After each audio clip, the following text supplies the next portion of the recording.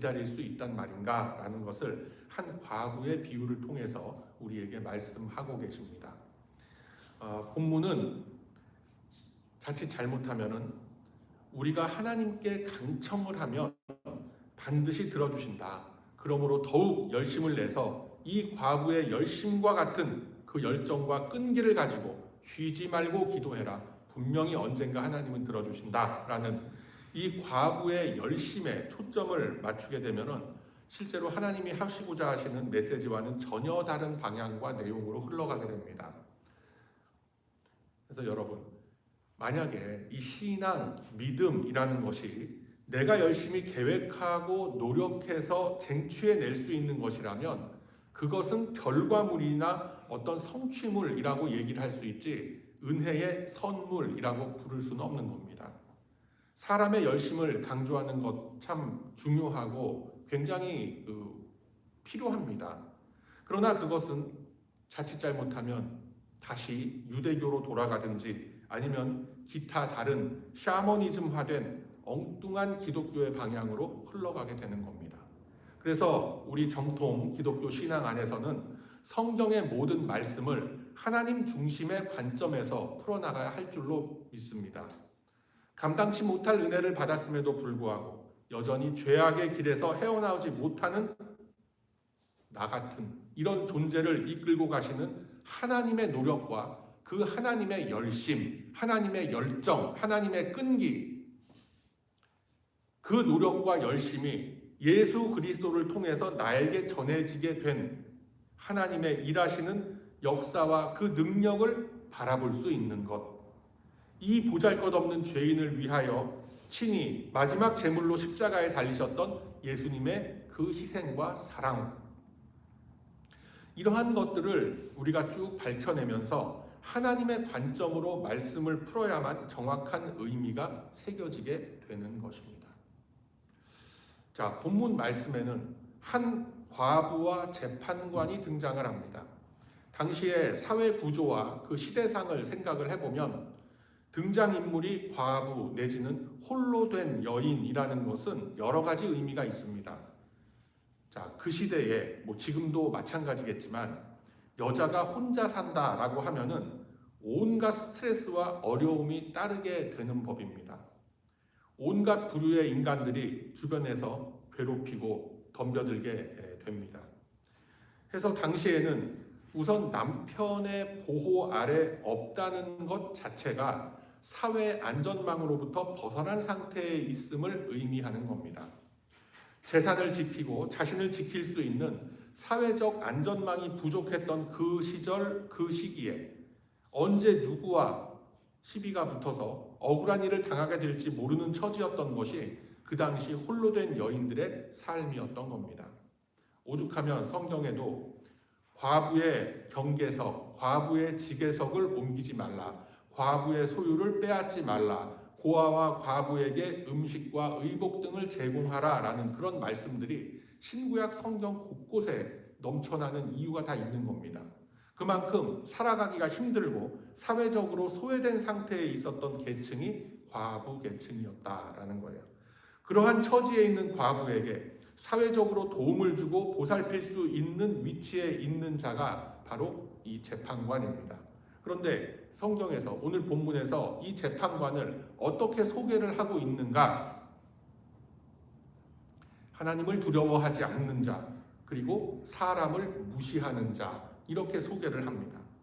자, 이 재판관은 당시 이스라엘 사회 안에서 높은 직책을 맡고 있었지만 하나님을 두려워하지 않고 사람을 무시하는 그런 재판관이라면 그가 행하는 재판의 과정과 그 결과들은 안 봐도 뻔한 것이죠. 뇌물을 받고 판결을 굳게 하거나 약한 자, 억울한 자의 편에 서서 사건을 보는 것이 아니라 돈 있고 권력 있는 자들의 이익을 대변하는 그런 악한 짓을 일삼는 그런 판사였음이 다 드러나는 겁니다.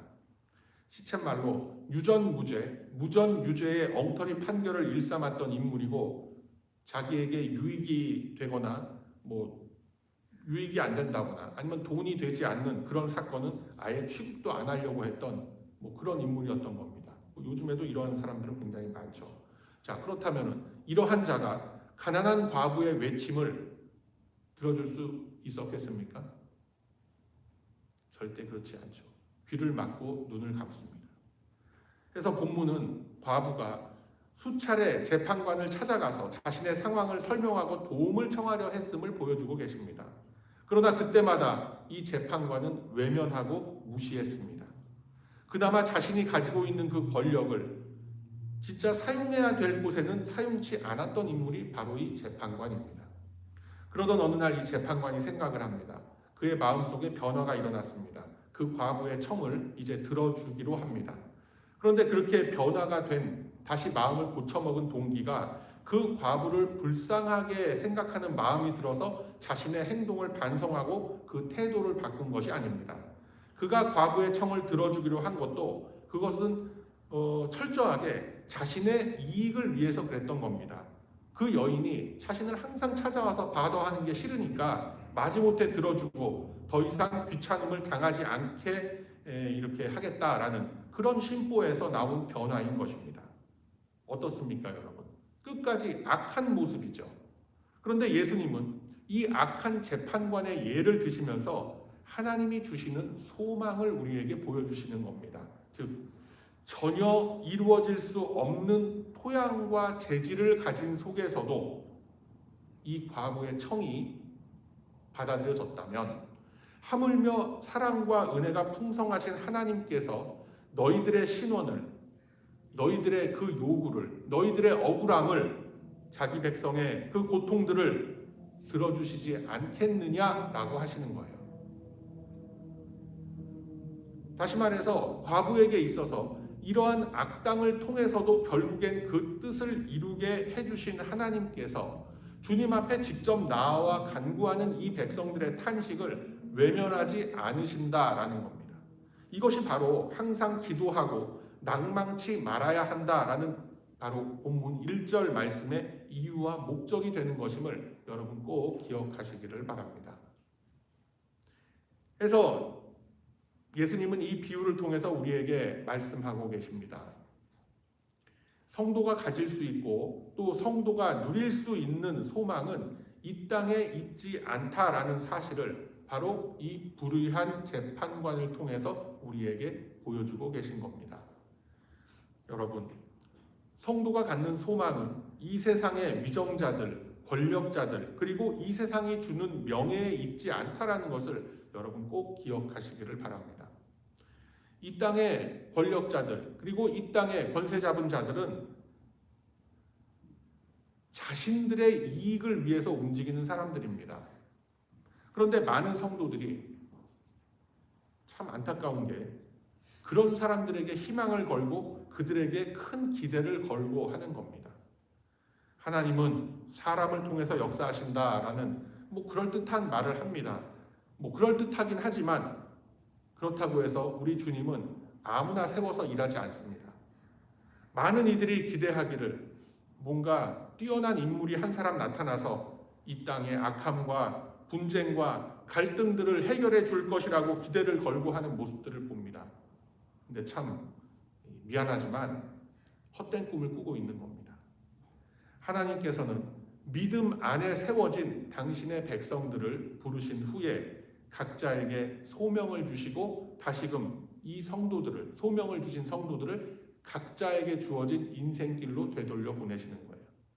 저와 여러분은 바로 그 길 위에 세워진 존재들이고 우리 주님은 바로 그 백성들을 통하여 이 땅에 당신의 영향력을 행사하고 계시는 겁니다.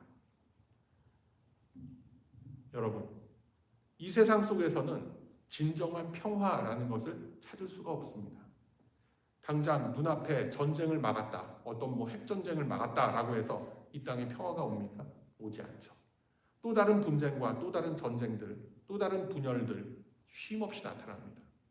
눈앞에 펼쳐지는 어떤 기아와 굶주림이 해결됐다고 해서 모두가 풍요롭게 살 수 있는 그런 세상이 열리는 거 본 적 있습니까? 여러분들 인생 속에? 여러분들 어렸을 때부터 들어왔던 뉴스나 세상 돌아가는 소식이나 한번 되짚어 보세요. 그런 일이 과연 있었는지. 그런 세상은 이 땅에서는 이루어지지 않습니다. 그러한 것을 꿈꾸며 헛된 실험을 했던 자들이 지금은 역사 속으로 다 모두 쇠락을 했고 멸망의 길을 걷고 지금도 걷고 있는 현실을 우리가 다 보고 있는 거예요. 우리는 이 시대를 통해서 지나왔던 그 역사들을 다 되짚어 볼 수가 있죠. 공정한 기회를 주면 그 결과도 공정하게 될 것이다. 말도 안 되는 이야기들이죠.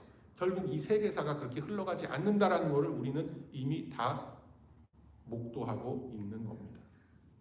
이 세상에 어떤 왕조와 권력과 조직과 공화국, 국가 수천 년을 이어져 오는 경우가 있었더랬습니까? 없죠. 전 세계 어딜 봐도 그런 경우는 없었습니다. 조선 왕조 500년, 굉장히 긴 역사예요. 세계 역사에 손꼽히는 그런 케이스입니다. 보통 많이 가야 한 200년 가는 거예요. 그런데 여러분 한번 잘 생각해 보세요.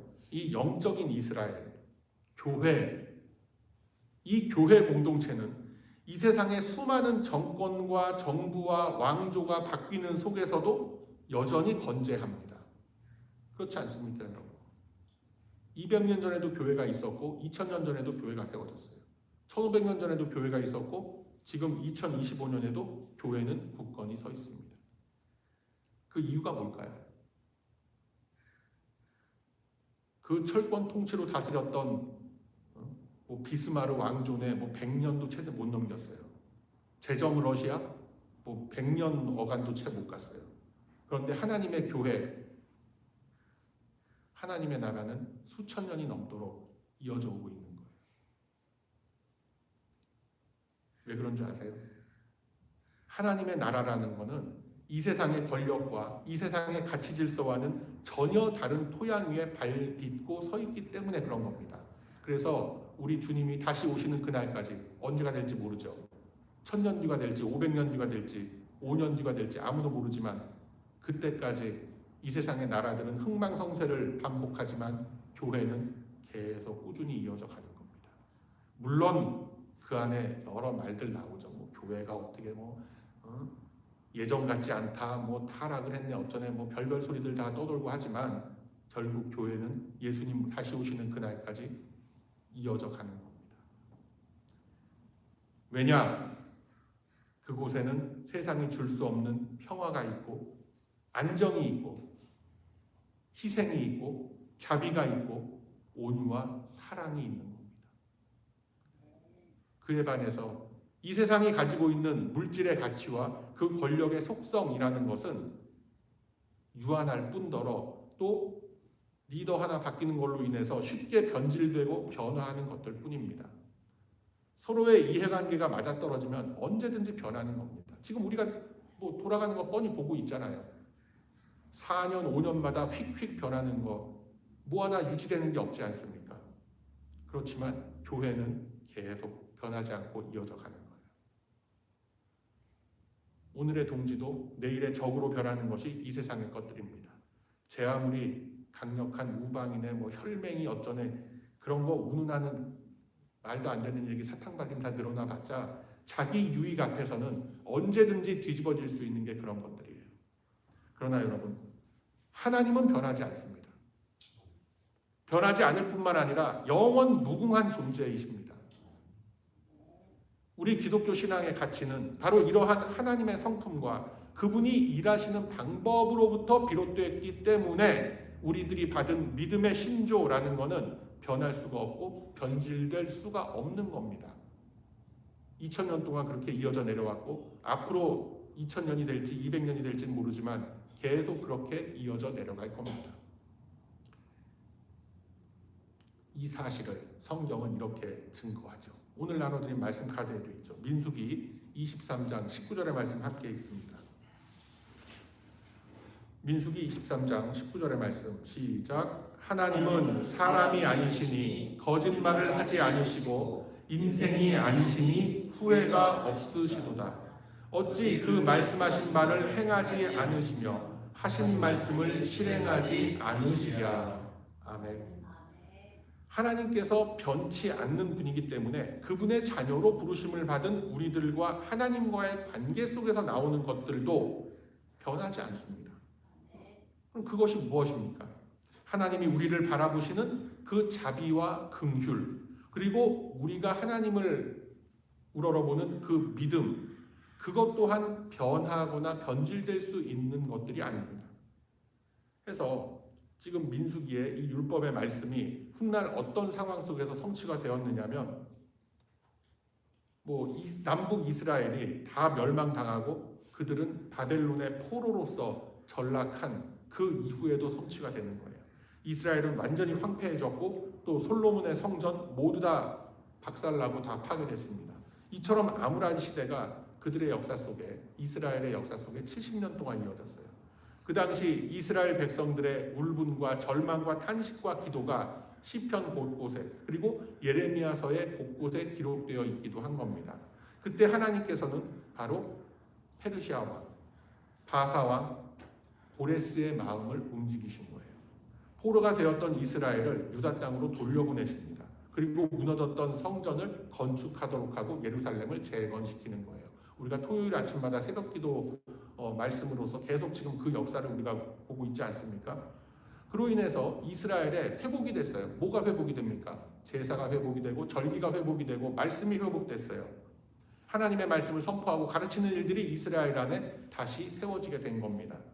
마치 오늘 본문 속에 불의한 재판관이나 다를 바 없었던 그 바사왕 고레스였지만, 하나님께서 그런 사람의 마음속에 개입을 하시니까 이스라엘 민족을 회복시키는 일에 쓰임을 받게 되더라는 겁니다.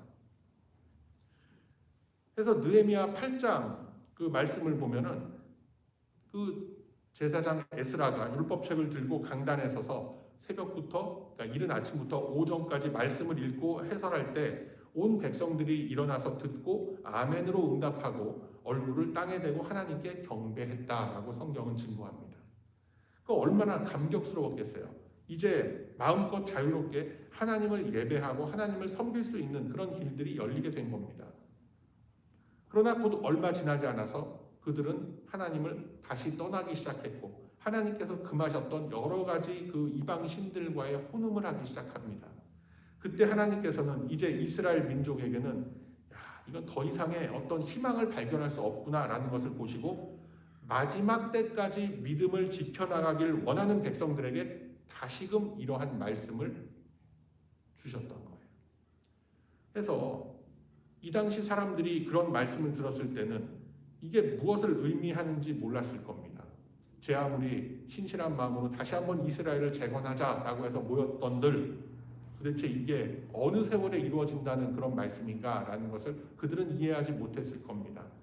왜냐하면 그로부터 얼마 지나지 않아서, 그러니까 에스라와 느헤미야 시대를 얼마 지나지 않아서 이스라엘은 또다시 주변의 그 열강들에 의해서 멸망당하게 되고 또 기나긴 그 식민지와 같은 그런 통치의 시대로 들어가게 되는 거예요.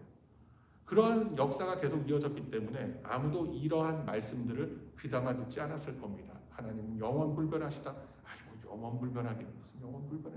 당장 내가 사는 이 문제도 해결하지 못하시는 것 같은데. 그렇게들 생각하는 거 아니에요. 그들도 그렇게 생각했고 지금 많은 성도들도 그렇게 생각을 하고 있는 거예요. 그러나 그로부터 얼마 지나지 않은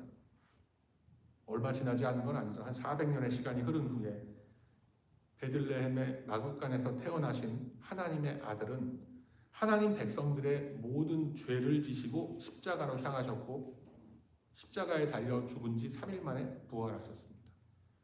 그 부활의 생명으로 인해서 이제 새로운 이스라엘이 만들어지게 되었고 바로 저와 여러분이 그 새로운 이스라엘 속으로 초대되어진 겁니다. 수천 년의 시간 동안 이 이스라엘, 아브라함의 자손, 야곱의 자손들은 이 세상 속에서의 온갖 전쟁과 부침과 굶주림과 기근 속에서도 살아남았던 겁니다. 그리고 그들뿐만이 아니라 이제 새롭게 이스라엘로 부르심을 받은 저와 여러분, 그리고 이 교회라고 불리우는 새로운 이스라엘도 주님이 이 땅에 다시 오실 그날까지 이 교회의 역사 계속 이어져 갈 겁니다. 여러분, 이러한 모습이 바로 시건치 않으시는 우리 하나님의 일하시는 모습인 겁니다. 그분은 당신께서 하신 말씀에 끝까지 자기 말에 책임을 지는 분입니다.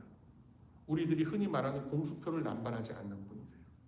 그래서 이러한 하나님의 속성을 어떻게 성경은 다시 증거하고 있는가 제가 보도록 하겠습니다. 사무엘상 15장 29절 말씀. 사무엘상 15장 29절 말씀 제가 봅니다. 이스라엘의 지존자는 거짓이나 변개함이 없으시니 그는 사람이 아니심으로 결코 변개치 않으심이니이다 라고 성경은 증거합니다.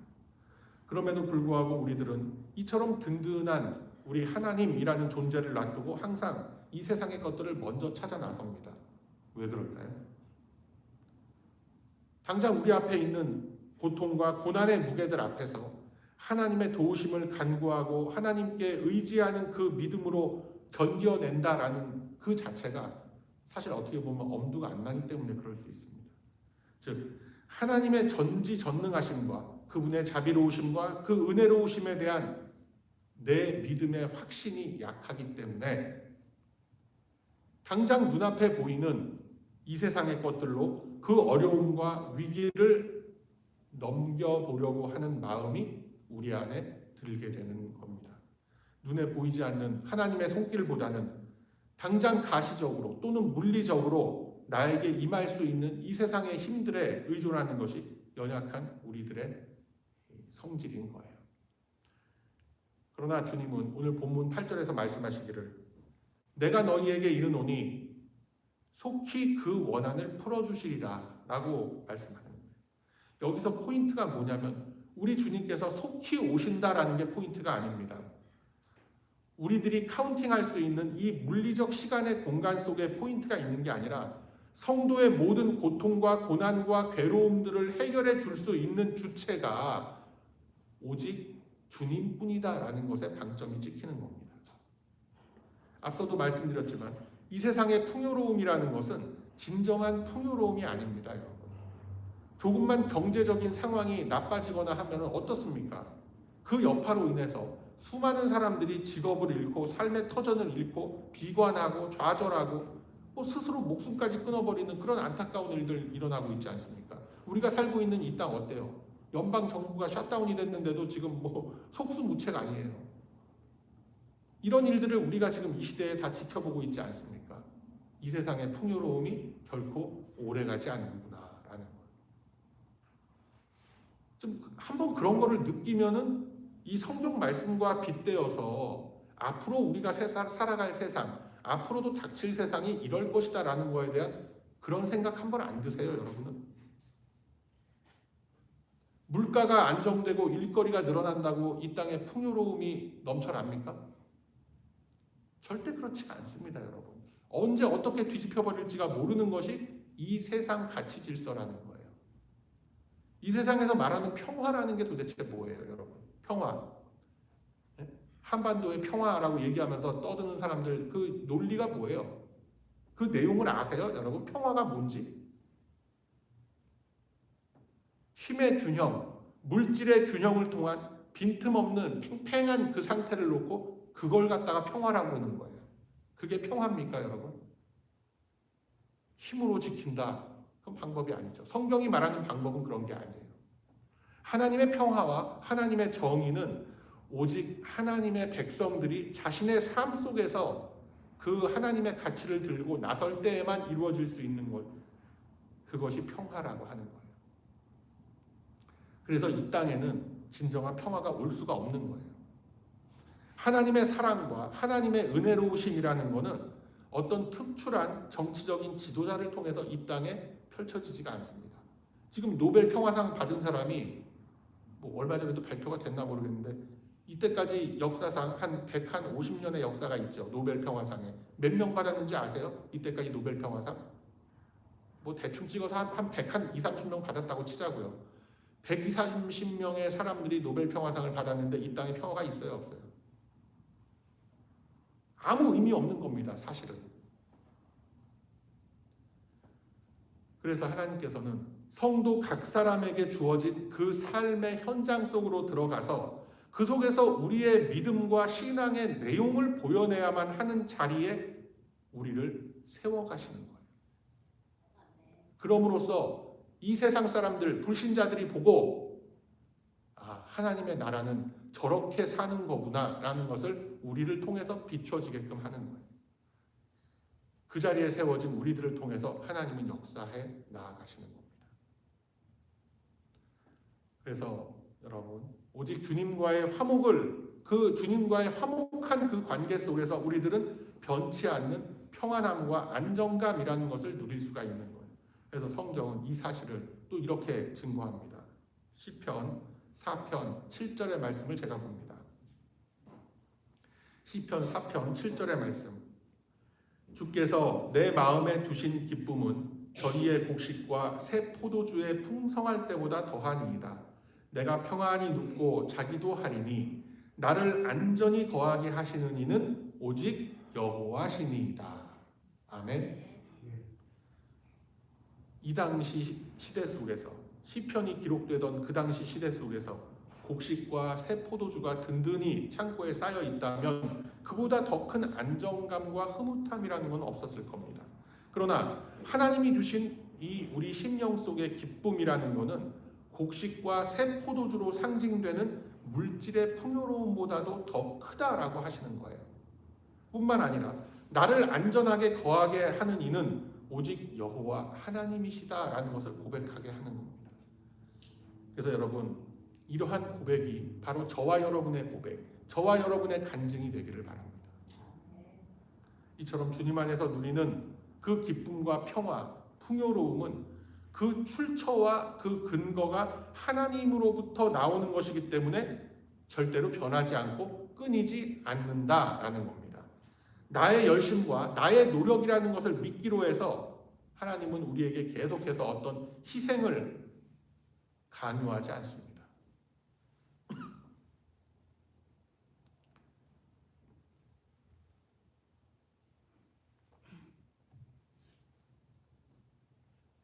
우리 주님이 말씀하시는 것은 우리를 위하여 헌신하신 그 풍성한 은혜와 사랑 안으로 들어가서 마음껏 누리고 그것을 가지고 이 세상 속에 가지고 나아가서 나누고 보여내고 증명해내라라는 거예요.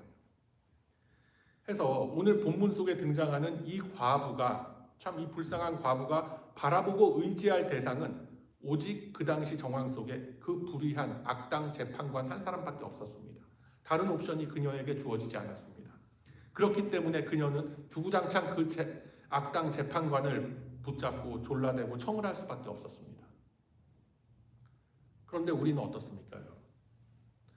우리에게는 언제나 귀를 기울여 놓고 기다리시는 하나님이 계신 거예요. 그분은 불의하지도 않고 권력과 물질에 대한 욕심으로 사람을 차별하지도 않으시는 분입니다. 그분은 우리의 연약함을 채우라며 우리의 연약함에서 나오는 죄를 긍휼히 여기시는 분이라고 했습니다. 이 세상의 그 어떤 것들도 저와 여러분을 긍휼히 여기는 존재는 아무도 없습니다. 우리를 불쌍히 여기고 긍휼히 여길 수 있는 존재는 홀로 하나님 한 분뿐입니다. 그렇기 때문에 우리들은 바로 그 소망을 하나님 안에서만 찾을 수 있는 겁니다. 여러분, 이 마지막 때가 가까워 오면 올수록 하나님의 신실하신 이 약속을 믿는 사람들은 점점 줄어들게 돼요.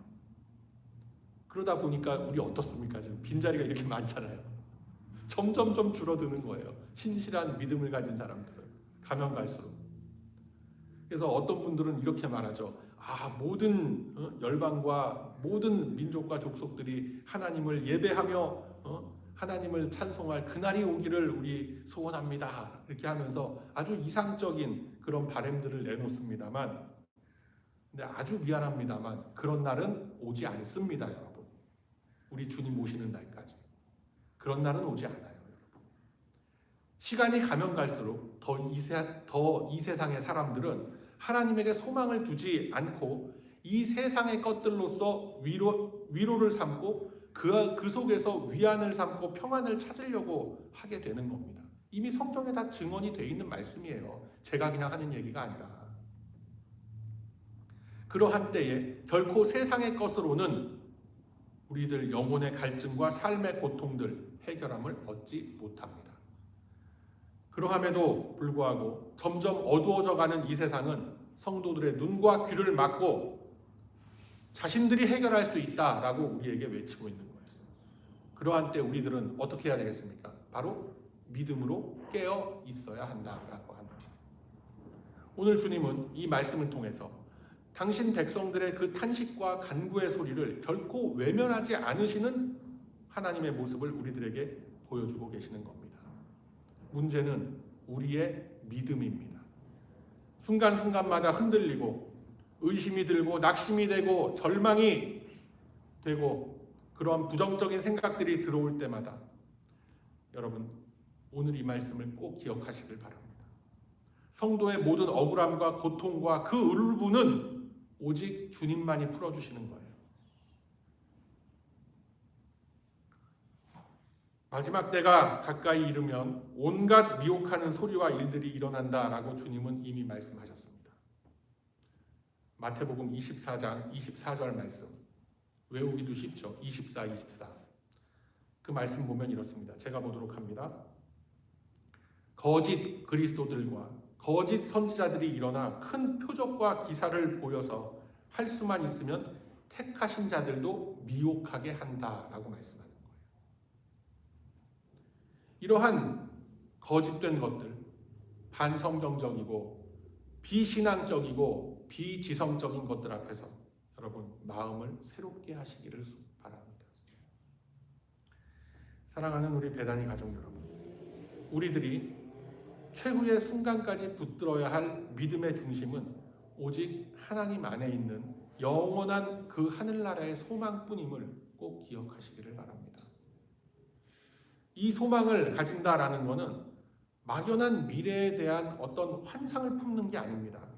십자가의 보혈로서 찢겨지고 말씀의 반석 위에 세워진 그 하나님의 나라는 이미 우리들의 마음속에 머물고 있고 우리는 그 안에 머무르는 존재로서 영원히 서 있어야 하는 거예요. 그 안에 소망이 있고 바로 그 안에 주님이 주시는 안정과 평안이 있습니다. 누구도 뺏어갈 수 없는 그 복과 기쁨이라는 것이 있습니다. 어때요, 여러분? 저와 여러분은 이미 그 맛을 체험한 존재들 아닙니까? 그래서 다른 곳에 가서 다른 기초, 다른 토양 위에 세워진 것들을 탐하려고 하지 마세요. 아무것도 없어요, 거기 가면. 과부의 그 간청함이 결국은 응답을 얻은 것과 같이 하나님의 품 안에 거하는 자들이 올려드리는 모든 이 울부짖음과 간청함의 내용들은 우리 주님께서 직접 말씀의 깨달음을 통해서 그리고 나의 삶의 내용들을 통해서 반드시 우리들에게 응답을 해주시는 겁니다. 그래서 그 믿음을 갖고 여러분 더욱 기도에 힘쓰면서 낙심하지 마시기 바랍니다. 비록 우리가 살아가고 있는 이 현실들 어렵고 힘든 것이 사실이죠. 그러나 그 현실 너머에서 우리들의 간구와 기도의 무릎 꿇음을 기다리고 계신 우리 주님의 그 손길을 바라보시기를 바랍니다. 그 손길을 붙잡을 때 더 이상의 불안과 좌절과 절망이라는 것은 우리 안에 없을 것입니다. 그래서 이 믿음의 확신을 가지고 나아가는 이 성도들의 그 굳은 발걸음 위에 우리 주님의 긍휼하심과 보살펴 주시는 그 은총은 영원히 함께할 것입니다.